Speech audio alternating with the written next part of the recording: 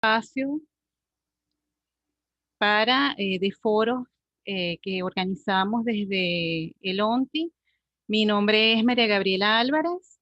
Voy a estar con ustedes la mañana de hoy compartiendo un poco y llevando este espacio donde vamos a tratar el tema patentes y ley antibloqueo.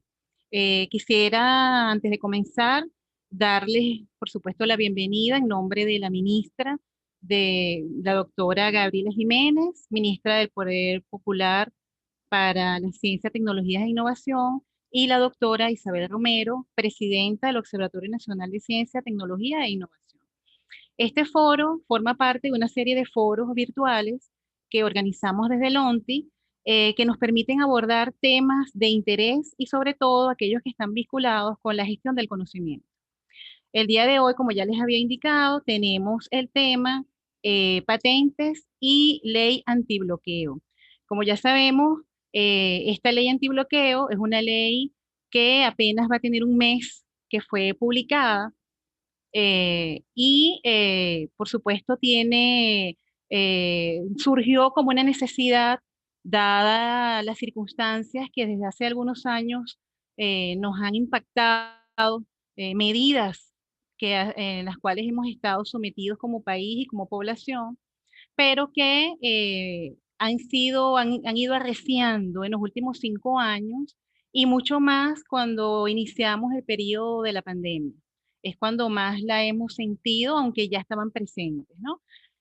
Como medida para frenar estas medidas coercitivas, sale la ley antibloqueo, una ley que tiene rango constitucional y que busca, por supuesto, entonces, propiciar el desarrollo nacional y la garantía de los derechos humanos. Por supuesto, también esta ley toca el tema de los activos y la propiedad intelectual, al ser un activo intangible, por supuesto, está vinculada no solamente el tema de las patentes, sino la propiedad intelectual en general. Y hablamos de propiedad intelectual en general, estamos incluyendo entonces lo que sería el derecho del autor, que es un derecho declarativo. Tenemos por otro lado la propiedad industrial, que abarca las marcas y las patentes, ya como derechos constitutivos y que en general tienen particularidades, tienen características muy especiales que las hacen tener una relevancia muy particular, ya que forma parte de los activos intangibles de las empresas y que en líneas generales se convierte en un activo de muchísimo valor. ¿Cómo está enmarcado esto en esta ley antimonopolio, en esta ley antibloqueo? Eso es lo que vamos a ver. Vamos a verlo con nuestros dos ponentes invitados en la mañana de hoy, que nos van a ayudar a comprender la vinculación que existe entre esta ley antibloqueo, las patentes y cuáles son las implicaciones que tienen en esto a nivel nacional. En primer lugar, tenemos al antropólogo José Julián Villalba, superintendente antimonopolio del Ministerio del Poder Popular para el Comercio Nacional, y quien entre tantas responsabilidades que le ha tocado asumir, ha estado al frente de diferentes instituciones y estuvo encargado, fue director del SAPI, que es el órgano encargado de gestionar todos estos derechos de propiedad intelectual en Venezuela. También tenemos a la antropóloga Isabel Piña, actualmente presidenta de las empresas Industrias Canaima, institución que está adscrita al Ministerio del Poder Popular para la Ciencia, Tecnología e Innovación. Además es profesora de la Facultad de Ciencias Económicas y Sociales de la Universidad Central de Venezuela y quien también, entre otras responsabilidades, fue directora nacional de Derecho de Autor del SAPI y también directora general de la misma institución, que es la encargada, como ya les dije, de velar y gestionar los derechos de propiedad intelectual en Venezuela.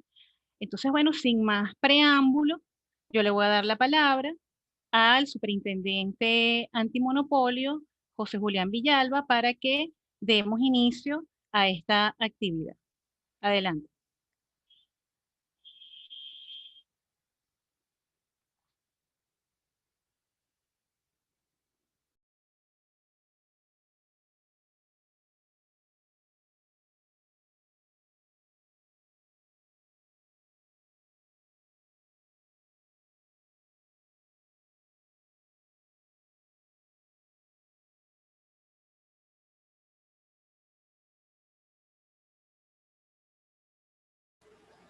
Está No se desactivado su escucha. video. Ajá. Está desactivado su video. Por favor, active su micrófono.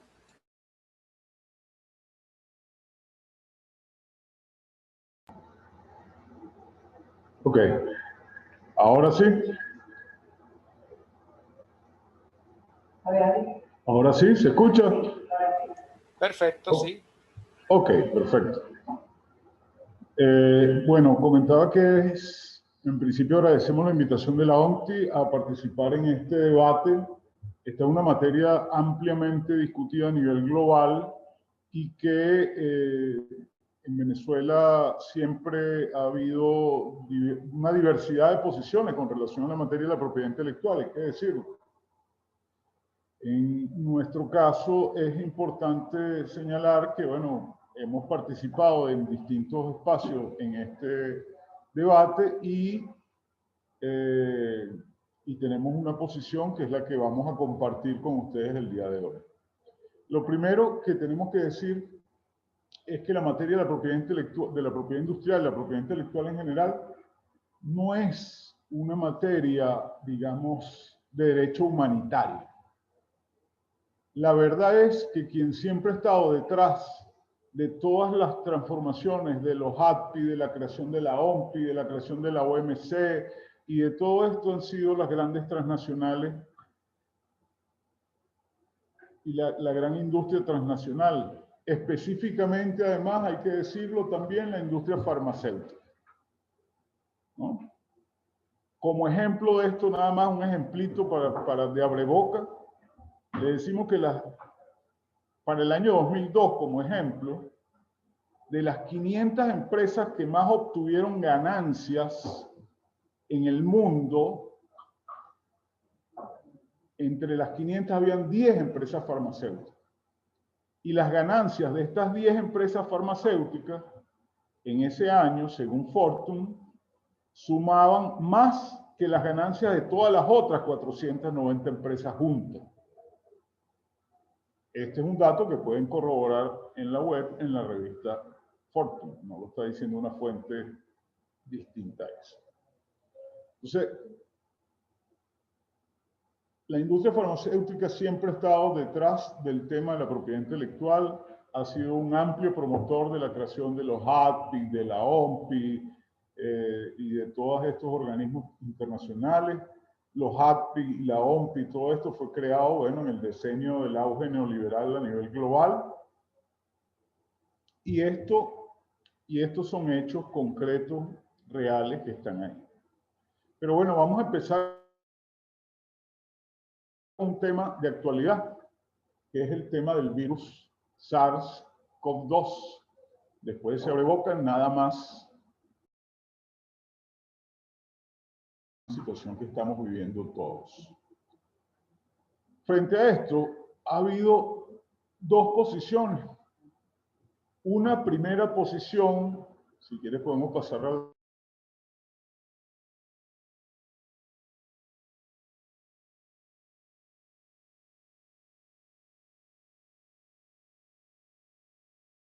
Se desactivó su micrófono. Atención.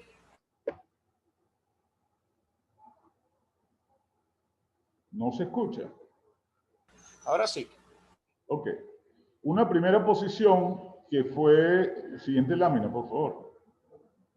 Que fue la lanzada por el presidente Xi Jinping, que es el compromiso de China a que la vacuna china iba a ser un bien de dominio público, un bien público mundial. Es decir, que estaba poniendo a disposición de todo el planeta, de toda la humanidad, la vacuna producto de los esfuerzos chinos para para enfrentar esta pandemia.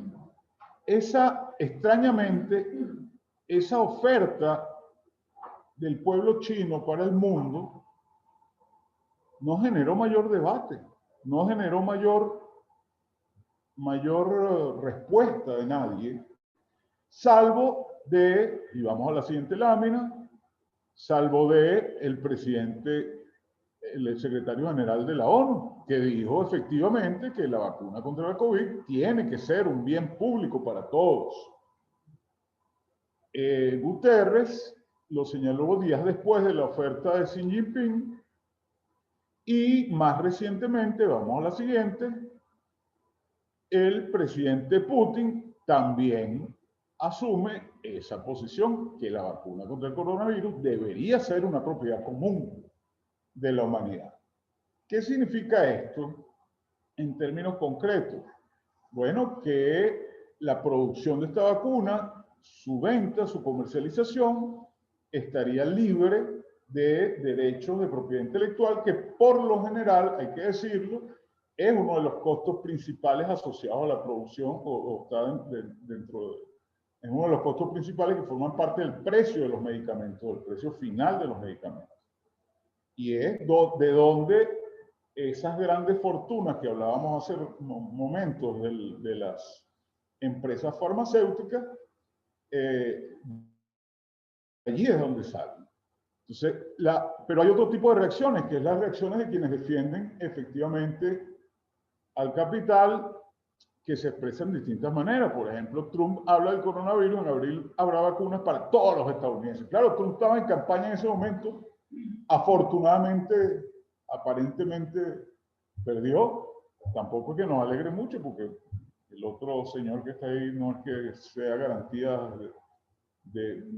ni siquiera una posición más ecuánime de parte del gobierno norteamericano, pero en todo caso, este señor Trump, su posición es básicamente, primero, la garantía solo al pueblo norteamericano, ¿no? Se olvida de la humanidad. Y segundo, el respeto absoluto, él no habla de bien público mundial, ni de bien público norteamericano, ni de nada que afecte los intereses de la industria farmacéutica, la cual, hay que decirlo, sus primeras reacciones frente a la pandemia ha sido la loca carrera por generar primero la vacuna para poder hacer el gran negocio del mundo.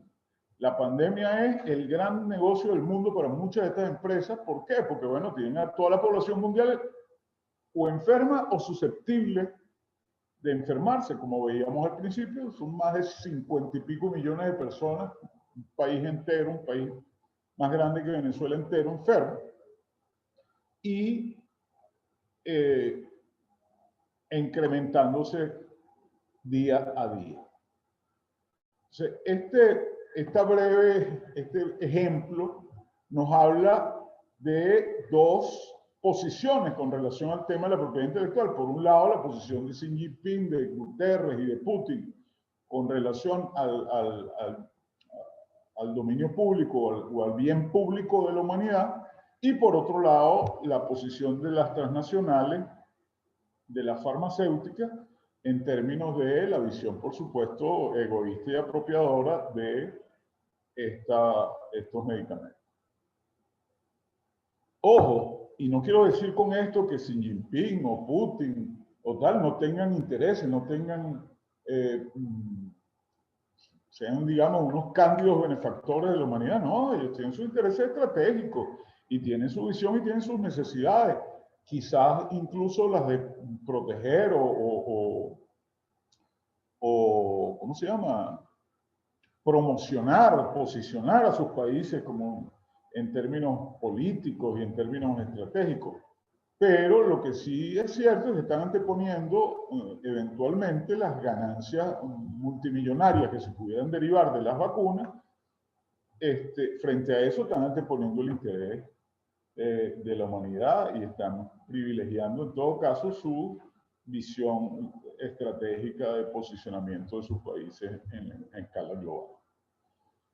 Entonces, bueno, entrando en materia, nosotros vamos a hacer una breve descripción de algunos mitos de la propiedad intelectual vinculados a esta reflexión también, que luego permitirán que nuestra compañera y amiga Isabel Piña pueda plantear más concretamente algunas propuestas de uso de la ley antibloqueo y que podamos tener alguna en esta materia. Siguiente. Primero, primer mito de la propiedad. La propiedad intelectual protege al inventor, ¿no? La realidad es que los inventores, las personas que desarrollan nuevas tecnologías, que no son, por lo general, por lo menos aquí en el SAPIC, mientras estuve yo ahí, hicimos una revisión, y en más del 95%, los titulares de los derechos patrimoniales de las patentes no eran los inventores, ¿no? Recordemos que las patentes tienen dos tipos de derechos que se generan de ellas. Un primer derecho es el derecho patrimonial, es el derecho a ganar plata con ellas. Y otro son los derechos morales, es el derecho a reivindicar la autoría. Y en el 95% de los casos, los titulares de los derechos patrimoniales son empresas, no son los inventores. No es el científico que está en su laboratorio y descubre determinada cosa. No, es una empresa, Pfizer, Merck, la que sea, ¿verdad? La que aparece allí. Cuando uno revisa los derechos patrimoniales, los derechos morales, perdón, el listado de los científicos, bueno, son equipos amplios de personas que contribuyeron a esa invención, pero no son los que ganan plata con cada medicamento que se vende. Este es una primera digresión, un primer elemento clave, porque tampoco fueron los inventores los que promocionaron la creación de los sistemas de registro de patentes. Es decir, eso es por lo general no eran las asociaciones científicas o las academias de ciencia las que estaban promocionando, pidiendo que se protegiera, no sé qué. No, eran las grandes empresas transnacionales las que estaban detrás de ese movimiento que llevó a la creación de la OMPI, a los ADPIC y a todo esto.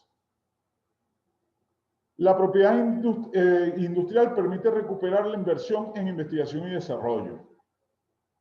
Bueno, esto es verdad que muchas empresas hacen inversión en investigación y desarrollo, pero la mayoría de la inversión en investigación y desarrollo a nivel mundial, incluso en la cuna del capitalismo, como en los Estados Unidos, se hace a través de fondos públicos. Lo otro es que los tiempos de duración de las patentes, y aquí tenemos que recordar quizá algo que debí mencionar antes, que las patentes son un derecho de explotación exclusiva. La patente es uno de los pocos monopolios legales existentes en todas las legislaciones a nivel global. La patente implica un monopolio. El Estado le otorga a alguien el monopolio de explotación de una determinada invención durante distintos lapsos, entre 10 y 20 años, a cambio de la información técnica y tecnológica contenida en esa invención. Luego veremos algo más sobre eso, pero en todo caso, ese monopolio que otorgan los estados para la explotación de una patente, primero, cada día es más largo y pareciera un contrasentido, o es un contrasentido, porque la realidad es que los mercados en los que se explotan estos bienes cada día son más grandes. Es decir, la globalización es un hecho.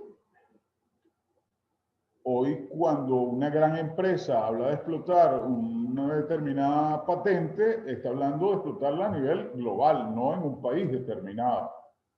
Y eso, además, no les basta, porque se han inventado otras formas para extender la vigencia de las patentes, y ahí podemos hablar de los segundos usos, por ejemplo. ¿No? Hay un caso famosísimo que es el caso del Viagra, que fue una invención que se patentó para tratar el corazón y ahora se pretendió patentar nuevamente para tratar, pues, no sé, algunas dolencias que afectan la alegría del corazón, en algunos casos. En todo caso, lo cierto es que aquí en Venezuela, por ejemplo, el Viagra no fue patentado nuevamente para como para tratar la disfunción eréctil. En algún momento tuvo su patente vigente para tratar las afecciones cardíacas, pero hay países donde sí se les otorgó primero una patente para tratar las afecciones del corazón y después, cuando esa patente se venció, presentaron pues una segunda patente, una patente de segundo uso para mejorar la alegría de los enfermos en general. Y eso fue otorgado y por lo tanto este medicamento tuvo un doble periodo de patentamiento y un doble periodo de explotación exclusiva por parte de los titulares de esta patente. Son miles las estrategias. Lo cierto es que no es un problema de recuperación de inversión, investigación y desarrollo, es un problema de maximización de la ganancia a costa de lo que sea. Entonces, y ya veremos algunos otros ejemplos. Sigamos la otra. El dominio público, el beneficio social. Se supone que los estados, las sociedades, le otorgan estos monopolios legales, que son las patentes, para generar un beneficio social. Ese beneficio social es la acumulación de conocimiento. En teoría, toda la información contenida en las patentes debe pasar al dominio público en el momento en que la patente cese. ¿Qué significa pasar al dominio público? Bueno, que cualquier industrial, cualquier persona en capacidad de producir, por ejemplo, un medicamento cuya patente se venció ayer, hoy puede empezar a producirla y a comercializarla sin pagar ningún derecho a nadie. ¿Por qué? Porque ya forma parte del dominio público.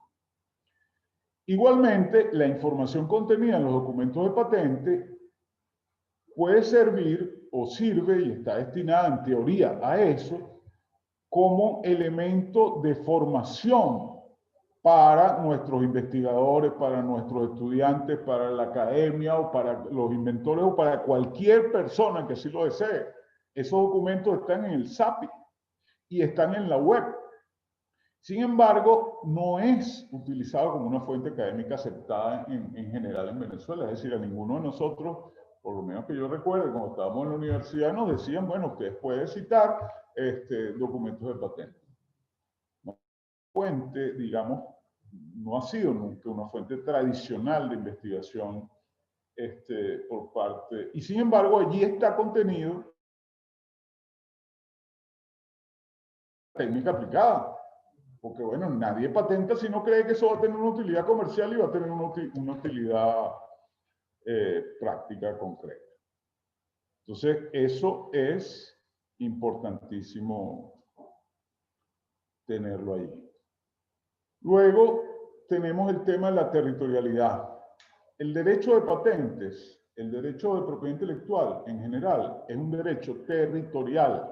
Es decir, está asociado al Estado. Cada país otorga o no las patentes, las marcas y el registro del derecho de autor, y su protección es nacional.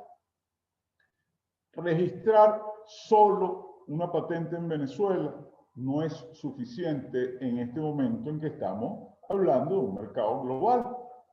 Lo que hablábamos hace rato, es decir, cuando Pfizer, Merck o cualquier empresa se plantea el registro de una invención, no se lo plantea hacerlo solo en Estados Unidos o solo en Francia o solo en Canadá o en su país de origen. Se plantea una estrategia de protección a nivel global en todos los países del mundo, si fuera posible, o por lo menos en aquellos que ellos esperan que sean mercados.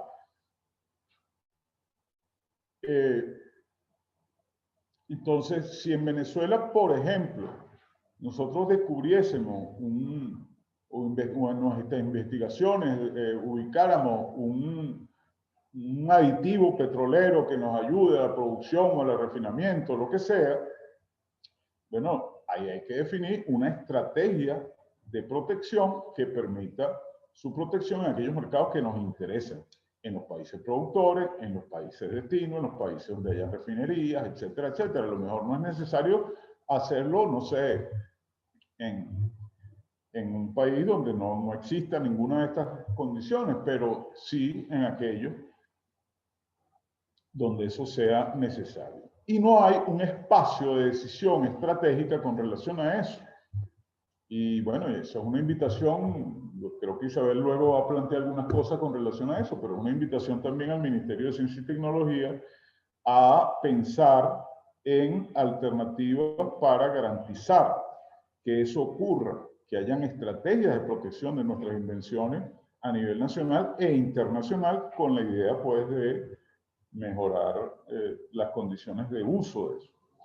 ¿Por qué registrar y pretender la exclusividad si somos socialistas y somos y queremos que las cosas sean bienes, por ejemplo, queremos que las cosas sean bienes de dominio público a nivel global y todo lo demás? Bueno, señores, porque si no lo hacemos nosotros, alguien nos lo va a hacer. Entonces, es muy triste, o sería muy triste que nosotros diéramos con instrumentos que puedan beneficiar a la humanidad, sea un medicamento, sea lo que sea, y después tengamos que pagarle royalty a una transnacional de farmacéutica, porque ella sí lo registró y nosotros como somos, creemos en el dominio público y creemos en esto y creemos en aquello, no lo hicimos. En esta materia, como en todas las materias que tienen que ver con negocios y tienen que ver con la política y tienen que ver con lo demás, tenemos que jugar Caribe, como decía el comandante, como decíamos nosotros mismos cuando jugábamos béisbol. Tenemos que jugar Caribe. No podemos permitir que jueguen con nosotros. Cuando hablábamos, y quiero poner un ejemplo final para terminar, cuando hablábamos y hablamos de jugar Caribe, yo les comentaba hace ratito que la patente es un trueque donde el Estado otorga una exclusividad por determinado tiempo para explotar un determinado conocimiento y las personas o las empresas a cambio le otorgan al Estado la información contenida en los documentos de patente. Sin embargo, muchas de estas empresas buscan jugarnos Caribe a nosotros. Entonces, cuando, por ejemplo, yo les voy a leer un breve ejemplo de algunas de las descripciones de las solicitudes de patente que han hecho algunas empresas ante el SAPI. Ambas fueron negadas, los dos ejemplos que voy a leer, pero creo que son bien ejemplificadoras de cuál es el espíritu que está detrás de esto. No tiene nada que ver con el tema de la protección del conocimiento, de la transmisión de la información, ni nada de eso. Es jugar Caribe. Por ejemplo, la solicitud de patente número tal, presentada por Exxon Research and Engineering Company, la Exxon, pues, referente a y aquí abro la cita, un lubricante mejorado resistente contra el desgaste, en la que se busca, entre otras cosas, elaborar un lubricante que contiene propiedades contra el desgaste, en el cual dicho aditivo es por lo fosfato de metal y un dialquilditofosfato de metal. Pero en ninguna parte aclaran de cuál o cuáles metales están hablando. Entonces, a cambio de esta información tan imprecisa y que no nos sirve para nada para fabricar el bendito aditivo o el bendito lubricante mejorado, ellos pretendían que le diéramos 20 años de explotación exclusiva para producir este lubricante mejorado. Es una trampa. Y estamos hablando de la Exxon. De la Exxon. Otro ejemplo.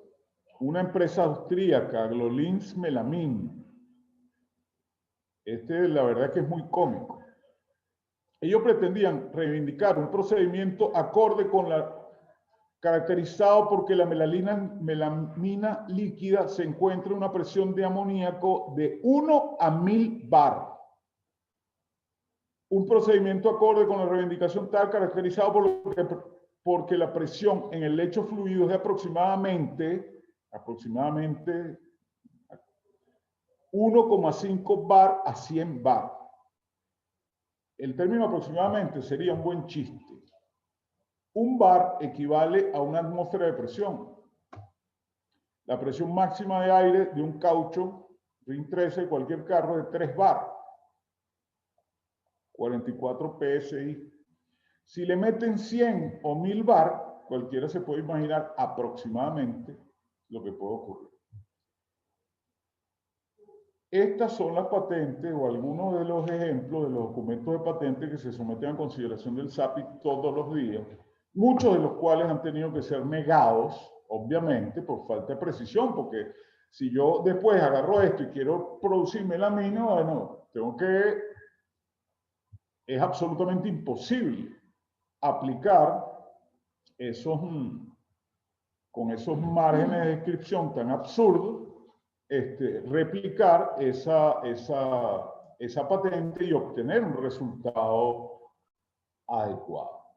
Entonces, reitero, el tema de las patentes es fundamental comprenderlo en el marco del debate.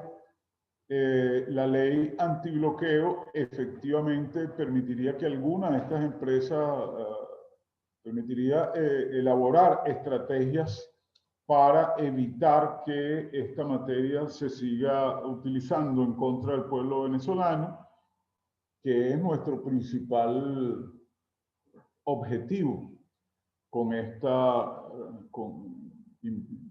reflexión y con esta presentación. Bueno, sin más, los dejo con la compañera Isabel Piña para ya concretar algunos elementos con relación a esto. Bueno, muchas gracias a José Julián Villalba, superintendente antimonopolio, por su presentación. En este momento, antes de darle la palabra a Isabel, vamos a aperturar el lapso para las preguntas a través del chat. ¿Ok? Entonces ya tenemos algunas preguntas. Vamos a leerlas y así le damos respuesta de una vez y luego pasamos a la presentación con Isabel. Vamos a ver por aquí. Ok, aquí tenemos una pregunta de Omar Ovalles. ¿Cómo podría protegerse en conocimiento, el conocimiento y talentos que se les incita a colocarlos en plataformas de educación online como Moodle, Chamillo, Canavas, etcétera, para luego comercializarlos mediante MOOCs sin reconocer sus derechos? Sería una pregunta. Vamos a leer la siguiente. ¿Cómo podría protegerse? Ah, bueno, creo que es la misma. Sí, es la misma pregunta. Bueno, ¿damos respuesta de una vez? Sí. Fíjate, Omar, ¿cómo estás? Profesor de geografía, si no recuerdo. Bueno, primero que nada,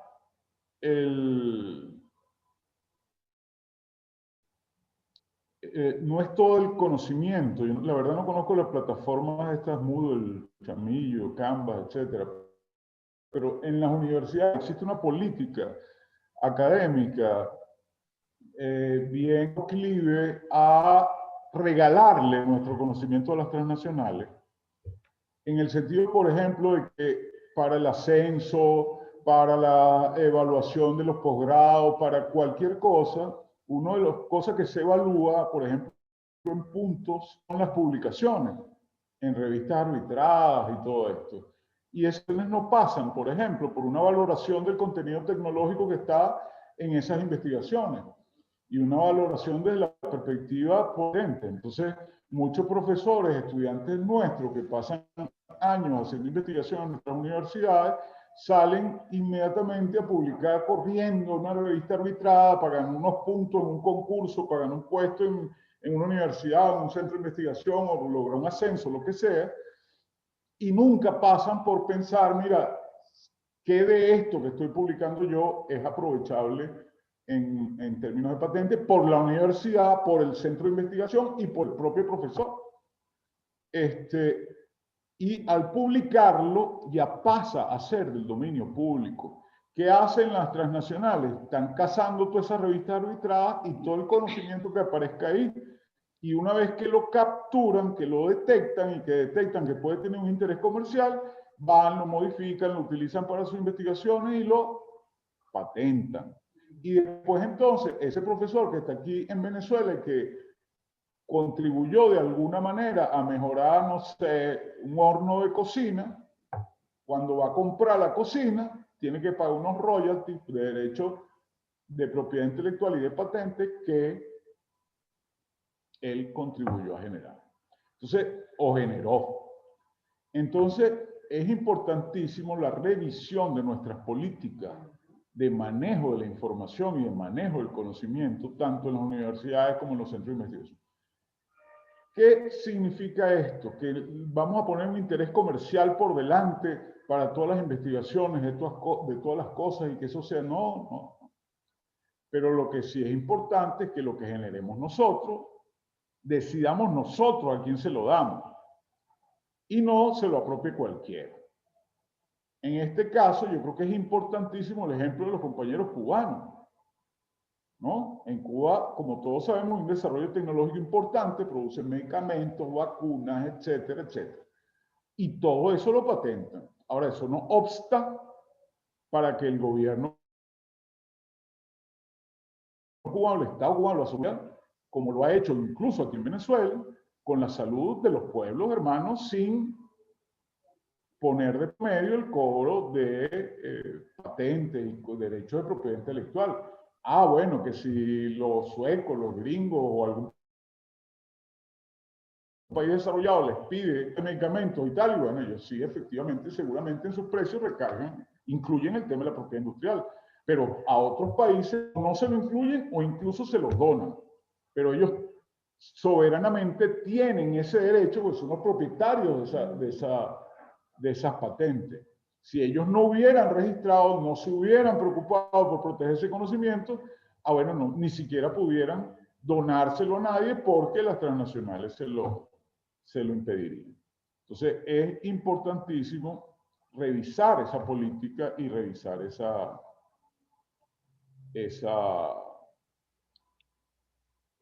posición con relación al tema de nuestras investigaciones académicas y en nuestras universidades. En cada universidad debería haber un comité de valoración técnica o algo así, donde, bueno, se evalúen cada una de las documentos que se vayan a publicar y se vea si efectivamente allí hay algo que pueda ser susceptible de ser protegido. Igual un observatorio que debería existir también a nivel nacional para verificar esa situación. No sé si eso da respuesta. Sí, por acá tenemos algunos otros comentarios en el chat. Indica Jesús Delgado. Este tema es fundamental para los efectos de territorialización del conocimiento y requiere de la desestructuración y descolonización de las instituciones y entes del Estado que permita la praxis de las organizaciones de base en la transformación del Estado constituido y constituyente. La protección del conocimiento colectivo es una urgencia y exige la participación expedita y sin burocratismo de los jefes y responsables de las instituciones correspondientes. Es un comentario de Jesús Delgado. Además, tenemos otro comentario de Jesús Ovalles, dice, muy buen enfoque, claro y soberano. Tenemos algunas otras preguntas o comentarios por el chat. Vamos a ver. Bueno, no hay más comentarios. Por los momentos. Entonces vamos a darle la palabra entonces a Isabel Piña. Ella es la presidenta de la empresa Industrias Canaima para continuar con la actividad. Isabel, tienes 35 minutos para la exposición y luego entonces aperturamos nuevamente el ciclo de preguntas. ¿Ok? Adelante.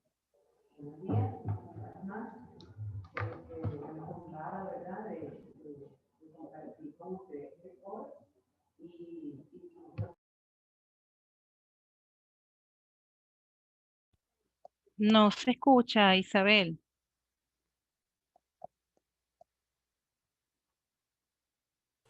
Pégase un poquito más el micrófono a la boca para poder escuchar mejor. O verifique el cableado.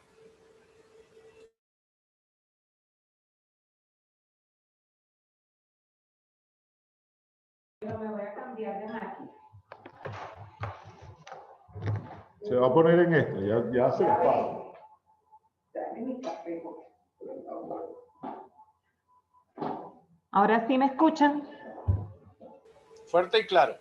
Ok, perfecto.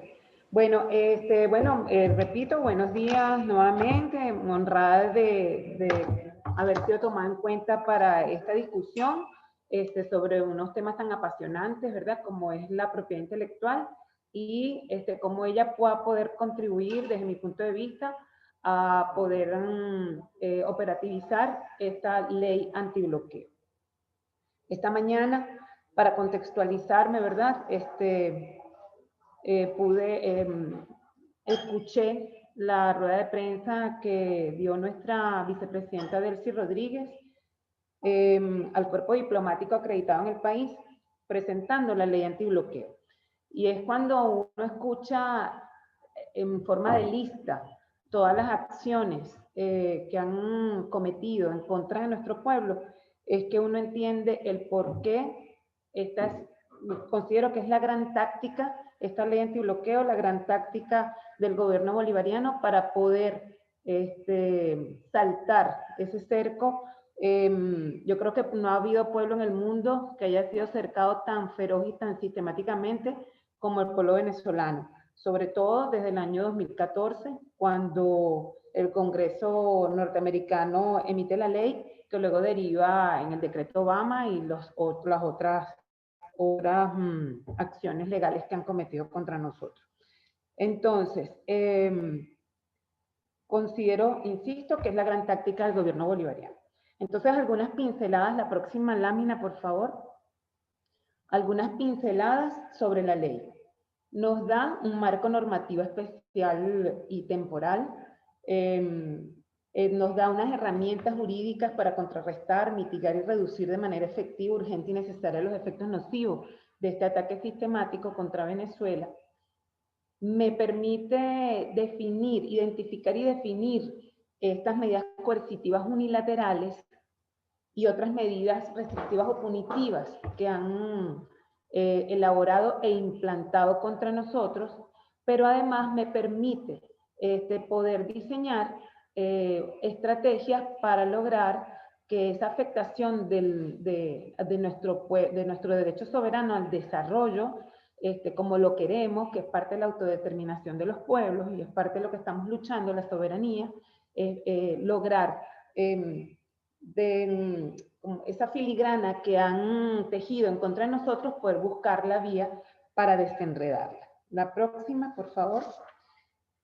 En el artículo 3.2, como decía María Gabriela, los registros de alguna de las modalidades de propiedad intelectual, sea marca, sea patente, sea derecho a autor, son bienes intangibles. Por lo tanto, podríamos estar hablando, estamos apoyando desde la propiedad intelectual el desarrollo armónico de la economía nacional con alto valor agregado. Entonces, sería interesante considerar, o sea, internalizar que estas figuras son activos y la ley antibloqueo me permite la defensa de esos activos aquí en la República y en las negociaciones que podamos hacer en los convenios y acuerdos que soberanamente establecemos con los países aliados. La ley antibloqueo además me permite la complementariedad, está prevista la complementariedad con otros cuerpos normativos que ha sido necesario emitir para poder garantizar el acceso oportuno de bienes, servicios, alimentos, medicina al pueblo venezolano. La siguiente. La ley antibloqueo, y sobre todo en su artículo número 11, me da me da la vía para establecer una vez más esta sistematicidad que debe existir, o sea, vernos como un sistema, todo el cuerpo, todos los órganos, entes que pertenecemos a la administración pública y nos ordena, ¿verdad? La cooperación a las comisiones técnicas que tengan a bien conformarse para poder ejecutar, evaluar, diseñar los distintos proyectos que tengan que desarrollarse. Una de las cosas que más me llama la atención en esta ley antibloqueo es el peso que se le da a todo el tema de la ciencia, la tecnología y la innovación. Y entonces yo me veo como parte de este ministerio y de su gente como un sujeto activo, ¿verdad? Que va a poder, o sea, no Isabel, pero sí nosotros, o sea, como corpus, sujetos activos que vamos a poder contribuir en esas comisiones técnicas que se conformarán de ahora en adelante. Otro elemento importantísimo que además da la sensación, a mí me transmite la sensación, uno que ha transitado tantos caminos y ha leído tantos marcos legales, es la sensación que me da a mí de organicidad con la creación del Centro Internacional de Inversión Productiva. A este Centro Internacional le corresponderá toda la evaluación, aprobación y promoción de los proyectos productivos derivados de la aplicación de la ley. Entonces, importante, comisiones técnicas, Centro Internacional de Inversión Productiva, por ahí también veo asociado todo lo que es los bienes, lo intangible, la propiedad intelectual, la posibilidad de coadyuvar desde este espacio al desarrollo armónico del país. En el artículo 18.6 se establece claramente como el primero, ¿verdad?, que es muy importante dentro de este artículo, que es que los recursos generados, el tema del sistema de remuneración, de recuperar el salario del trabajador y de la trabajadora, todos nosotros estamos, ¿verdad?, afectados en mayor o menor medida.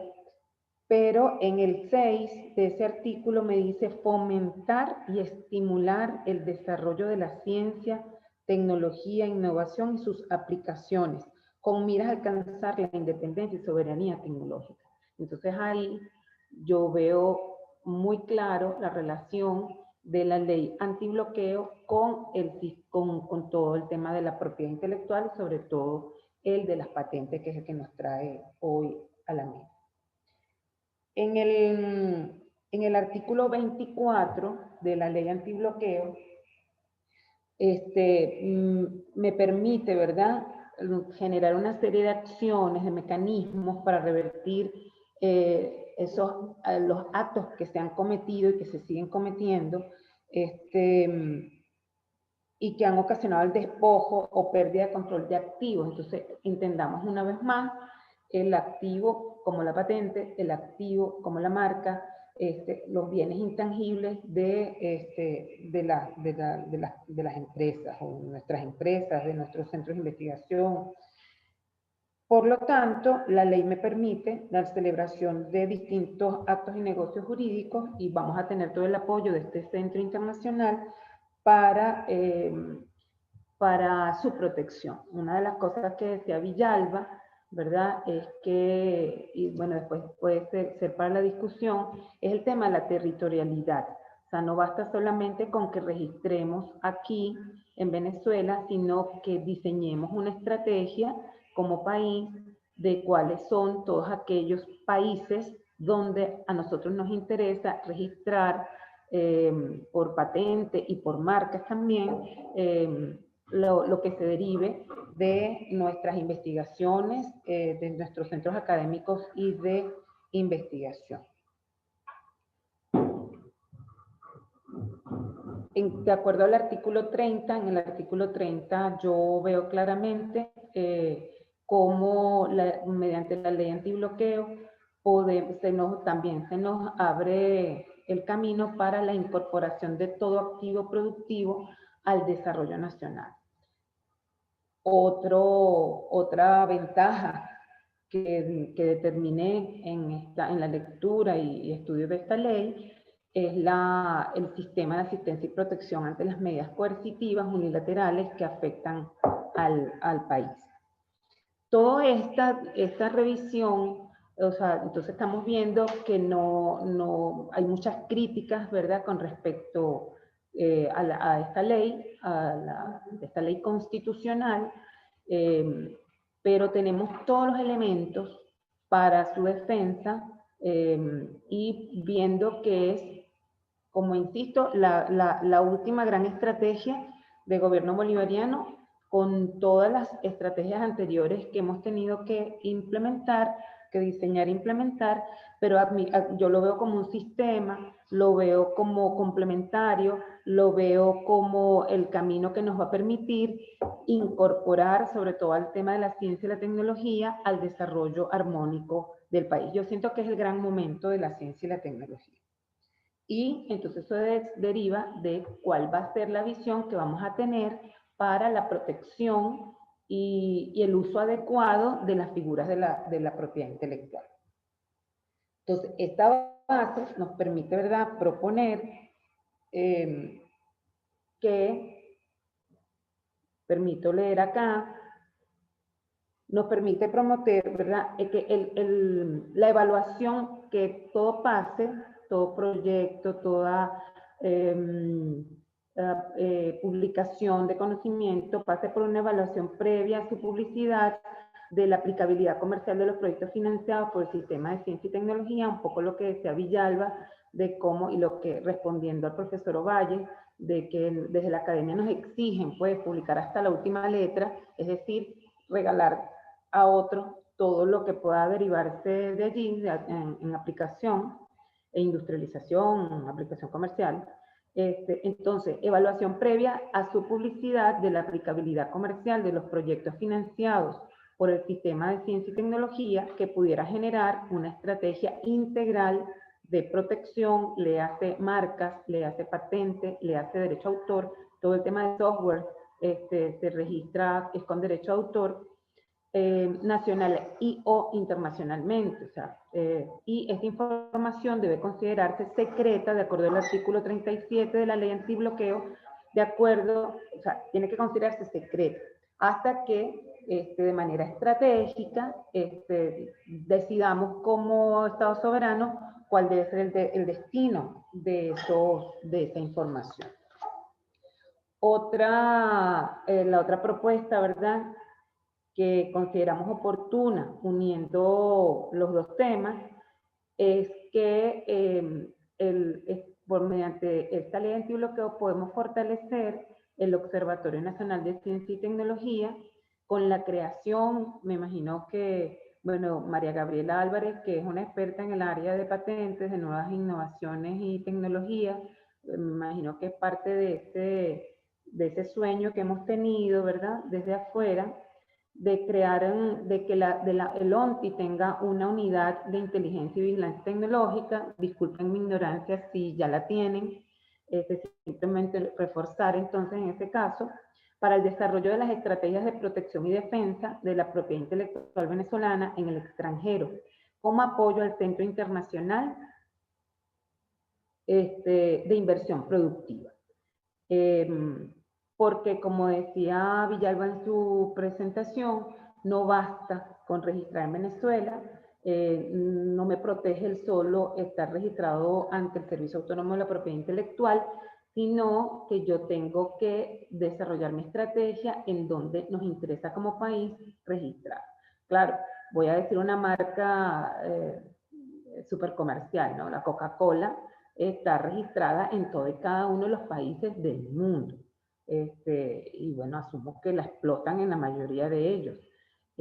Marcas como esa tienen todo un entramado jurídico, bufetes en todas partes del mundo, me imagino que sus grandes bufetes para poder proteger, registrar y proteger su inversión, sus activos. Bueno, pero entonces nosotros tenemos que ser también desarrollar esa inteligencia, esa unidad de inteligencia y vigilancia tecnológica para poder decidir dónde registrar y dónde defender. Fíjense que nosotros hemos detectado que incluso algunos profesores, del proceso revolucionario, tienen patentes registradas fuera. Y no las tienen registradas aquí, o sea, es un tema pero a nivel personal, no a nivel del centro de investigación o académico. Pero entonces como país, como Estado, nosotros debemos diseñar esa estrategia y una unidad de inteligencia y vigilancia tecnológica dentro del ONTI considero que sería bien interesante. Otro elemento, claro, esto es así como muy audaz, que yo con la lectura que le di a la ley antibloqueo me atrevo a colocar acá, pero esto es como un elemento de discusión, es yo veo en la disposición transitoria de la ley que mediante esa disposición se dibuja un camino a través del cual pudiésemos crear mecanismos para la producción en el país de cualquier bien o servicio que, estando protegidos con alguna figura de propiedad intelectual, no se encuentren a disposición del pueblo venezolano por alguna de las medidas coercitivas unilaterales. Es decir, esto es como una especie de licencia obligatoria. No, con las licencias obligatorias, yo no vulnero los derechos de exclusividad del titular de la patente en este caso, sino que suspendo por un tiempo determinado, explicando muy bien cuál es el problema que quiero atacar, una pandemia en este caso, una enfermedad, una catástrofe que se haya ocasionado, natural. Yo puedo justificar la suspensión del derecho exclusivo del titular de esa figura de protección, en este caso la patente que esté en el país, para poder lograr el acceso del bien o servicio al pueblo venezolano, que es una víctima, en este caso, de ese cerco criminal que han tejido alrededor nuestro Estados Unidos y el concierto de países afectos al imperio. Por último, ¿verdad? Y tomando en cuenta lo que decía Villalba, lo que decía Omar, el tema académico, el tema de investigación, es el momento de reorientar la estrategia que hasta ahora hemos diseñado. Yo creo que una de las pocas universidades que ha desarrollado algo con respecto a esto es la UNEYES, que tiene un reglamento incluso que tiene que ver con propiedad intelectual para el tema de la presentación de las tesis, de la publicación. Pero eso no debe ser una idea aislada, una iniciativa de una universidad solamente. Este es el momento de que desde los espacios de la educación universitaria, desde los espacios de la ciencia y la tecnología, revisemos que hemos estado haciendo con respecto a lo que estamos investigando y lo que publicamos. Verlo como una estrategia país de protección del conocimiento de todo lo que se genera en nuestras universidades y centros académicos.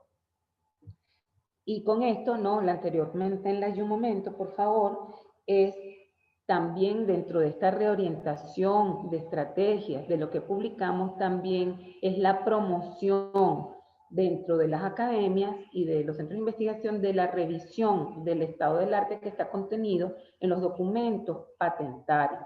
Es importante. A veces uno como investigador, bueno, cree que está descubriendo el agua tibia y resulta que ya esa agua tibia ya fue puesta a calentar en otra hornilla. Entonces, como los recursos son finitos y las necesidades infinitas, entonces es importante incorporar el acervo documental de las patentes a las estrategias de nuestros centros académicos de investigación. Y para concluir,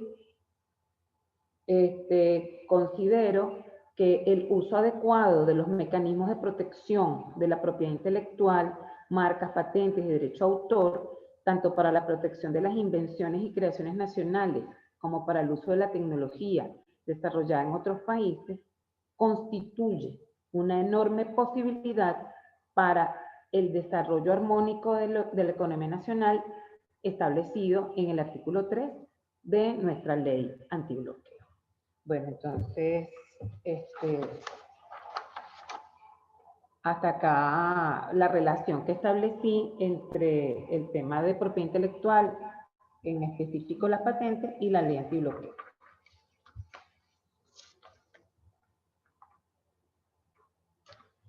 ¿Aló? ¿Están Sí, vivos? excelente, Isabel, tu participación. Ya tenemos abierto el chat para iniciar el ciclo de preguntas Ayuda. para nuestra ponente invitada. Vamos a iniciar con Luis Marcano. Dice, ¿cuál debería ser la posición del país con relación al programa de ciencia abierta promovido por Estados Unidos, Colombia, Dinamarca y Noruega en la UNESCO? Vamos a leer otra más. Dice Gregorio Morales del ONTI. Dice, sí, efectivamente el ONTI cuenta con una gerencia, me perdí, ya va, con una gerencia dedicada a la prospectiva y vigilancia tecnológica. ¿Ok? Entonces, vamos a dar respuesta a Luis Marcano, cuál debería ser la posición del país con relación al programa de ciencia abierta promovido por Estados Unidos, Colombia, Dinamarca y Noruega en la UNESCO. Para Isabel. Bueno, vamos a compartir, como esto ha sido a 4 manos, José Julián va a iniciar. No, bueno, fíjate, en principio hay que evaluarlo muy bien. Como les decía yo, este es un tema de amplios intereses económicos. Este es un tema donde hay que jugar Caribe, como decimos. Efectivamente, este programa, igual que seguramente otros, pero si está auspiciado por Estados Unidos, siempre hay que verlo con sospecha, compadre. Así de claro. ¿Por qué? Porque el gobierno norteamericano no es un gobierno a diferencia, por ejemplo, del gobierno chino, del gobierno ruso, como veíamos con relación a la vacuna. Eventualmente, estos gobiernos ponen por delante su interés estratégico, político, de imagen, etcétera, etcétera. El gobierno norteamericano, como hemos visto recientemente con la presidencia de Trump, es un gobierno de las transnacionales, un gobierno del capital. Y en este sentido, cualquier iniciativa, tanto la de ciencia abierta como cualquier otra que tenga que ver con propiedad intelectual y que tenga que ver con el conocimiento, es un campo minado para nosotros. Entre otras razones, y lo voy a decir por qué. Porque Venezuela forma parte del grupo de países diversos, megadiversos, desde el punto de vista biológico. Es el sexto a nivel mundial. Es el sexto a nivel mundial, como reportó Isabel. Y con amplios conocimientos ancestrales asociados a esa biodiversidad. Y estos países que promocionan esto, por lo general, son países que no son megadiversos y que quieren acceder a nuestra diversidad biológica. ¿Por qué? Porque les interesa el conocimiento y tal, no, porque les interesan todos los medicamentos y todos los principios activos asociados a esa diversidad biológica. Y los conocimientos. Y los conocimientos que les permitan explotar, por ejemplo, esas floras, esos recursos genéticos que están allí en esa megadiversidad. Tal como lo han venido haciendo desde hace muchísimos años. Solo que, bueno, recientemente se ha ido mejorando algunos mecanismos de control y se han ido aplicando algunos mecanismos de control que permiten controlar esa diversidad biológica. Son muchos los factores por los cuales la materia de propiedad intelectual tiene que ser considerada estratégica y tiene que ser analizada desde una perspectiva integral y de inteligencia. Y no solamente como un problema del conocimiento, de protección, de no sé qué, sino como un problema de Estado, por muchas razones. Y para Venezuela son muchísimas las razones, entre ellas nuestra megadiversidad, nuestros conocimientos ancestrales asociados y nuestras capacidades inventivas y nuestras capacidades de desarrollo de tecnología. Han pasado muchísimas cosas, desde mejoramiento de equipos, por ejemplo, en SIDOR. Es impresionante la cantidad de mejoras que se han hecho a los equipos de las fundiciones, a los equipos de trabajo dentro de las plantas de SIDOR, por ejemplo. Y no hay una sola patente de SIDOR registrada. ¿Qué sí hay? Patentes registradas por las empresas proveedoras de SIDOR, que al darse cuenta de las invenciones que habían hecho nuestros trabajadores y nuestros ingenieros en SIDOR para mejorar el rendimiento de esa maquinaria, de esos equipos, bueno, los tipos venían, hacían su visita, reparaban lo que tenían que reparar, veían las mejoras que se habían hecho y salían corriendo a registrarlas.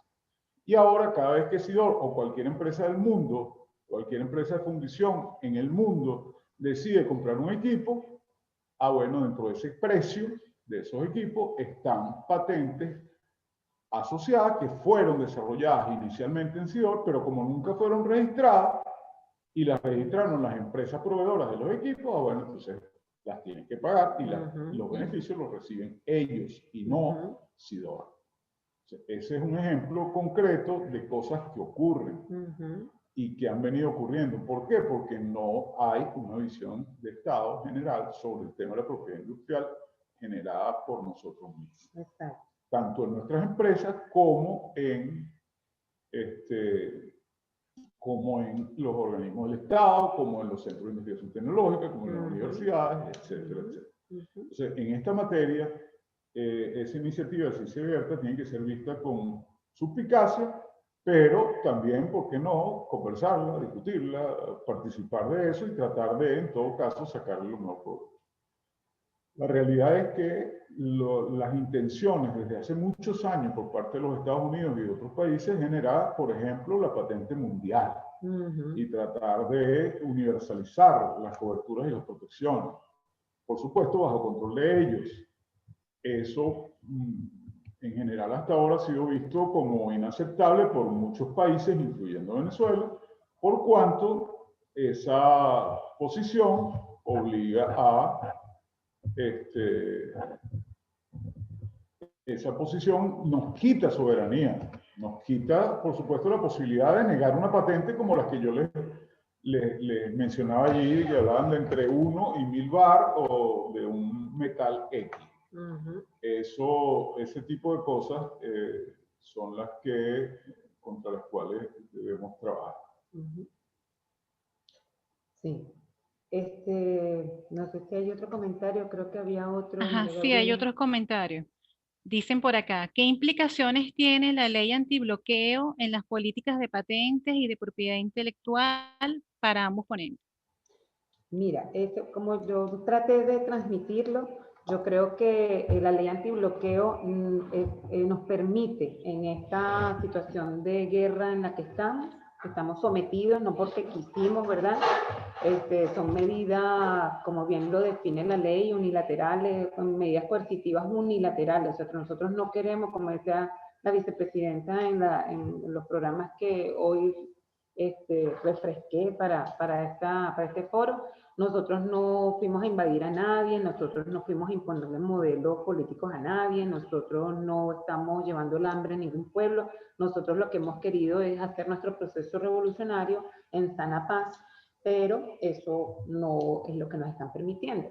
Entonces, en esta situación de guerra, yo creo que es el momento ideal como para que todos los involucrados en el tema podamos sentarnos y tener una visión compartida, construida de manera compartida y vernos con una visión sistémica, es decir, ciencia y tecnología, universitaria, comercio, cultura, entre otros, deberíamos sentarnos y entonces ahí podría ser la modificación, o sea, cómo se vería afectado el sistema de propiedad intelectual, viendo que todos somos parte de él.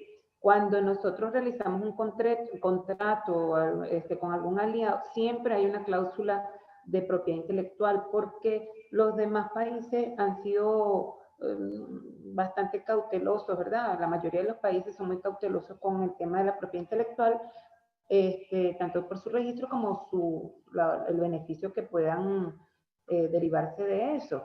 Entonces, yo creo que allí deberíamos, desde la academia, desde de investigación, desde la política que desarrolla cada uno de los órganos de la administración pública, ver que el tema de la propiedad intelectual, no solamente las patentes, también las marcas, son un bien o son un activo que debemos defender y que puede ser parte de fuente alternativa de ingresos. Recuerden que el 99% de nuestros ingresos petroleros se murieron, no los tenemos en este momento y bueno, la recuperación quizás va a ser un poco lenta.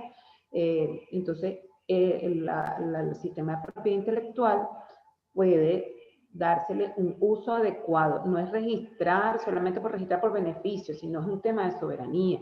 Es un tema de que si tenemos nuestro registro y establecemos nuestra estrategia de registro a nivel internacional, podemos tener mejores condiciones para la negociación, para escapar del cerco, para poder tener el sartén agarrado por la mano, porque esos son los términos en que se mueven muchos los países. O sea, aquí nos han jugado muy sucios. Aquí hemos visto empresas norteamericanas que incluso se van del país y lo que dejan es un audio diciéndole a los trabajadores qué sé yo, que su liquidación va a ser unos potes de cloro que estén en el depósito de la empresa. No los han hecho empresas norteamericanas.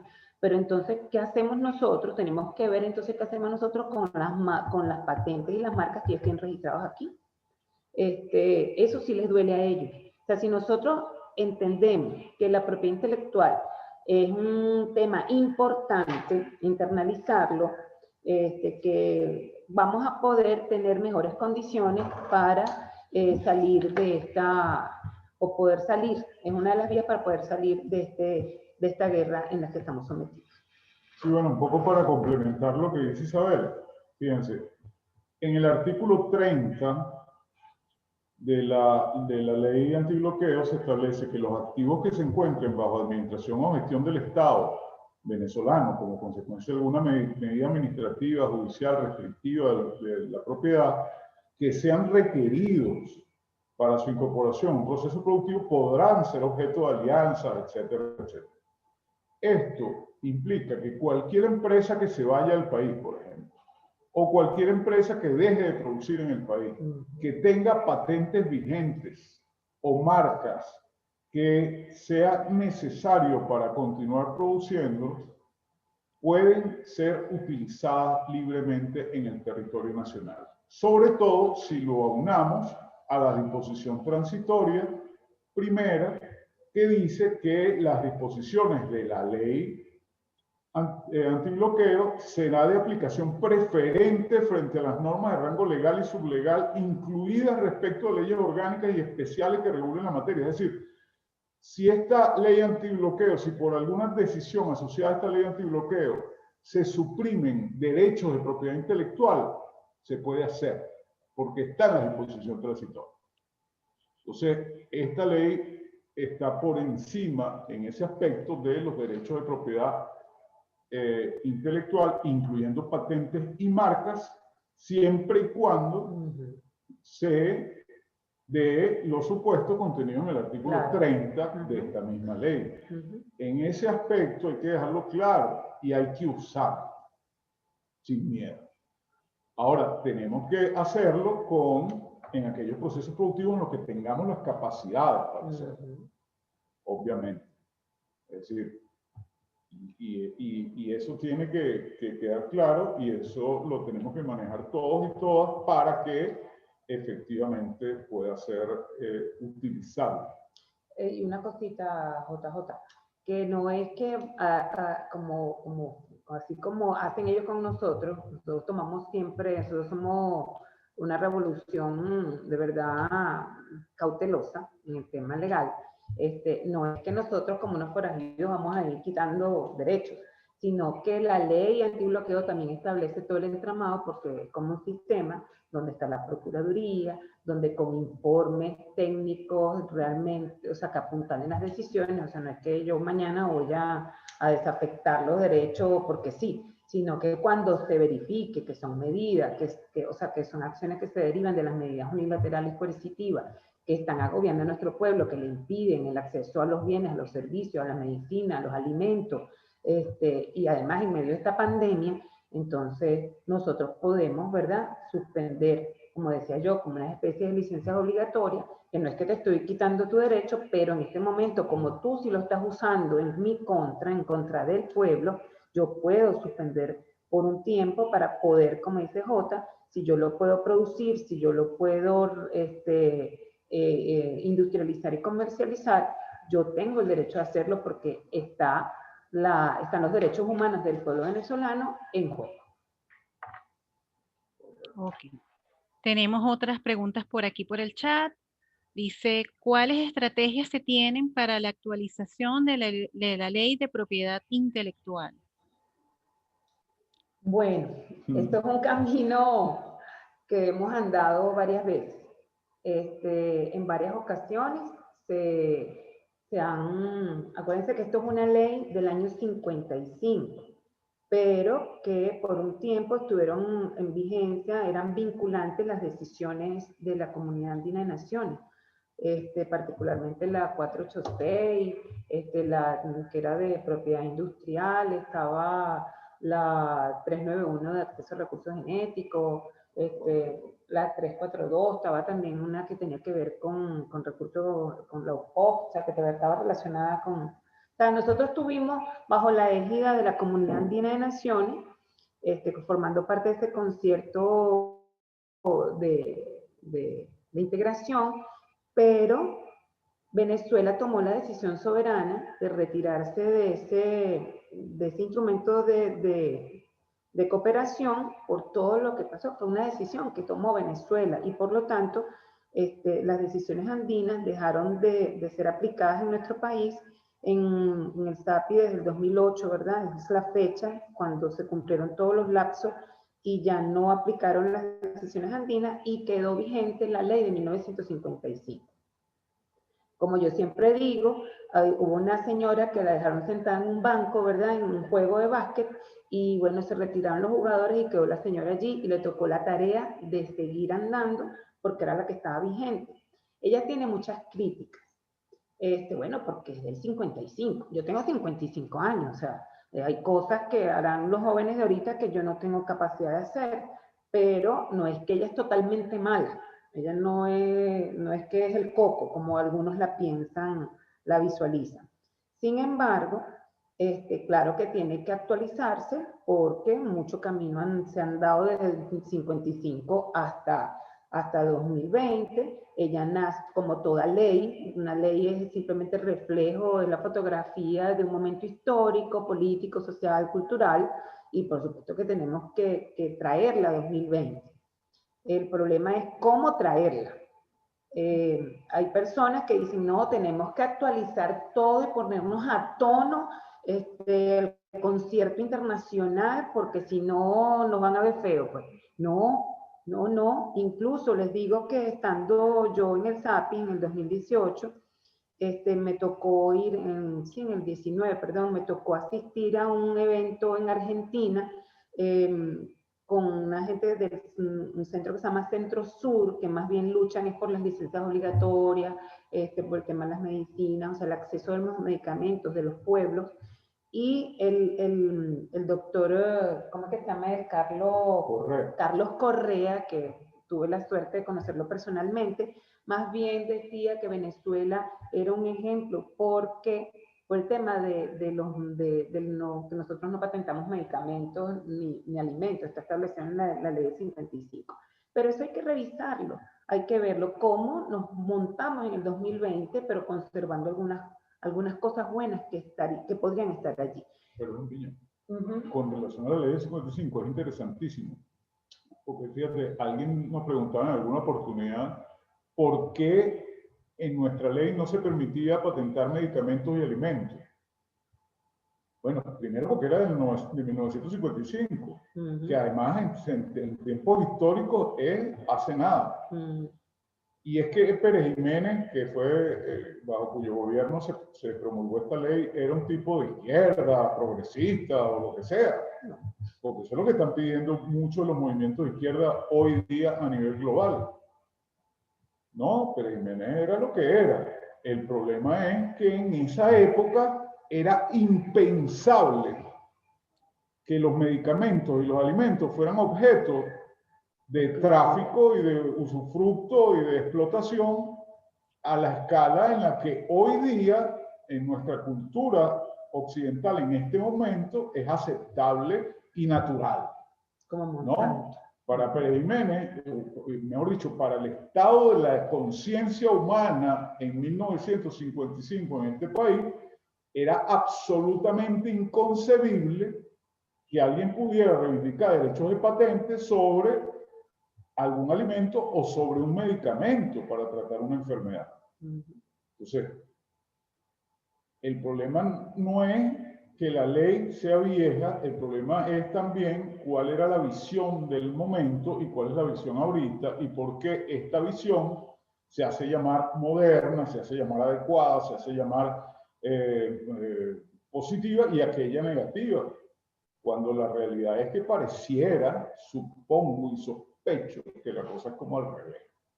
Entonces, ese es un tema también que hay que tener por allí. Sí. Yo en mi computadora personal tengo los proyectos de ley que se armaron, ¿verdad? Que se discutieron. Yo tengo, mira, 2011, 2014, 2018. Incluso la del 14 llegó a estar en la lista de las habilitantes, pero bueno, quizás no era el momento, como llaman el momento político. Yo creo que como yo decía, este es el momento de la gran táctica y el momento donde podamos realmente hacer esa discusión de la modernización o de la actualización del tema de la propiedad intelectual en Venezuela. Yo recuerdo que hasta en la 2014 nos atrevimos a colocar el paraíso de patentes libertarias. Bueno, usted podía venir a registrar aquí y desde aquí regalar su conocimiento si usted quería. Pero uno solo puede regalar lo que es de uno. Y si uno no registra, entonces yo no puedo hacer el uso que yo quiero de lo que es mío. Entonces, en este caso, si hay algún investigador del mundo que quisiera venir a Venezuela y registrar, bueno, entonces aquí él podría hacer lo que quiera con su conocimiento. Entonces, han sido muchos sueños en todos estos años y muchas peleas que se han dado en eventos internacionales. Es difícil, de verdad que es difícil, porque además, por lo menos en mi caso, yo me he dedicado al tema de los conocimientos tradicionales, yo soy antropóloga y he sido, en algún momento me tocó ser directora nacional de acceso a recursos genéticos en el otro era Ministerio del Ambiente y bueno, esto es un tema que hay que comérselo con pasión, porque a veces con posiciones, yo soy una hippie estructurada, pero a veces con posiciones hippie, entre comillas, dejamos cosas y hay otros que lo están aprovechando. Por lo menos, si yo no me ocupo de los conocimientos de los pueblos Yanomami, por poner un ejemplo, de los conocimientos ancestrales asociados a recursos genéticos que maneje el pueblo Yanomami, yo puedo hacer eso con el pueblo Yanomami que está del lado venezolano, pero ¿qué pasa con el conocimiento, el mismo conocimiento de los Yanomami que están del lado de Brasil? O sea, lo que nosotros tratamos de repente de que todo sea libre o una postura romántica, con el temor de que pueda ofender a alguien, otro lo está aprovechando en otros espacios. Entonces yo creo que es el momento para no solamente ver, o sea, tener la visión sistémica de la propiedad intelectual y ver cómo puede apuntar al desarrollo armónico del país, sino también es el momento de revisar el marco legal, pero desde esta perspectiva que tenemos aquí. Y discúlpenme si alguien es afecto totalmente a la Organización Mundial de Propiedad Intelectual, pero nosotros tenemos que entrar soberanamente, no permitir que las farmacéuticas, que son las que hacen el lobby en la OMPI, ellos no, uno ha estado en la OMPI y está todo, pero es muy impresionante cómo hay una gran sección donde están sentadas todas las farmacéuticas y son las que muchas veces dirigen las opiniones de algunos de los países cuando tienen que tomar derecho a palabra. Entonces, ¿cómo ponernos a tono, pero con una visión y una posición soberana y revolucionaria? Perfecto. Aquí tenemos otra pregunta, pero bueno, creo que ya ha sido respondida y que tiene que ver con la actualización de la ley de 55. Preguntan que si eso no contribuiría al desarrollo del área. Bueno, creo que ya ha sido respondida de manera abundante, ¿no? Si ya por el chat no veo ninguna otra pregunta, entonces yo creo que podemos ir ya entonces culminando el foro. Para eso creo que podemos extraer algunas conclusiones derivadas de las ponencias. Tuvimos un transitar por todo lo que fue el comprender de una manera más asertiva todo lo que son estos derechos de propiedad intelectual como activos intangibles, desde lo que son los derechos patrimoniales y los derechos morales. Luego pasamos a todo lo que son la propuesta de como estrategia país de protección para mejorar las condiciones de uso de las invenciones, en la cual también coincide Isabel Piña. Y tenemos además algunos ejemplos de la suficiencia descriptiva de la patente, y creo que además es un factor determinante cuando sobre todo este sistema de patentes habla de protección a cambio de información, ¿no? Entonces pudimos ver en los ejemplos que ese intercambio muchas veces no se da o no se da como debería ser o como lo que se espera, ¿no? Lo que es la protección por el intercambio de información. Luego pasamos a lo que son las consideraciones de la ley antibloqueo, que bueno, se genera como una defensa de los activos intangibles, donde cobra relevancia la ciencia, la tecnología y la innovación, el fomento de desarrollo de todos estos aspectos y el fortalecimiento de la misma con los recursos que se generan de todos estos activos para alcanzar entonces la soberanía tecnológica y la incorporación de los mismos en el desarrollo nacional. También vimos como propuestas de los ponentes, por supuesto, la evaluación previa a la publicación, que creo que es un factor determinante de todas las publicaciones científicas y de los trabajos y proyectos de investigación que se hagan, a los fines de también generarlo como estrategia país, a los efectos de resguardar todas estas invenciones y hasta que por lo menos se defina el camino a seguir con ellas, ¿no? Si es la vía de protección o sencillamente una vía de divulgación. El fortalecimiento del ONTI a través de la unidad de vigilancia tecnológica, que ya en el ONTI está conformado, ya existe la unidad de vigilancia tecnológica, pero bueno, fortalecimiento de esta unidad a través de esta ley antibloqueo y el mecanismo de las licencias obligatorias para poder entonces acceder a los productos que se deriven y que estén amparados por este tipo de figuras de protección, así como la incorporación de los documentos y publicaciones como documentos de consulta para los centros de investigación y centros académicos, ¿okay? Que también vimos que, bueno, son documentos que tienen información interesante, importante y que se encuentran, no son la prioridad en lo que son las consultas que se hacen en los centros de investigación y desarrollo y se coloca como una propuesta. Creo que ya podemos, ya para entonces culminar, agradecer a nuestros ponentes invitados en el día de hoy, a José Julián Villalba, superintendente antimonopolio, a Isabel Piña, presidenta de la empresa Industrias Canaima, por su participación aquí en esta actividad el día de hoy, por supuesto, a todas las personas que se conectaron, a todos nuestros participantes del foro. No me queda más que invitarlos a que nos sigan a través de nuestras redes sociales y que estén atentos a las próximas invitaciones que les estemos dando a nuestro acostumbrado foro de los días miércoles.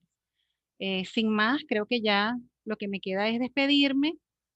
No tenemos ninguna otra participación pendiente. Perfecto. Ya lo que me queda es finalizar la actividad, darle nuevamente las gracias a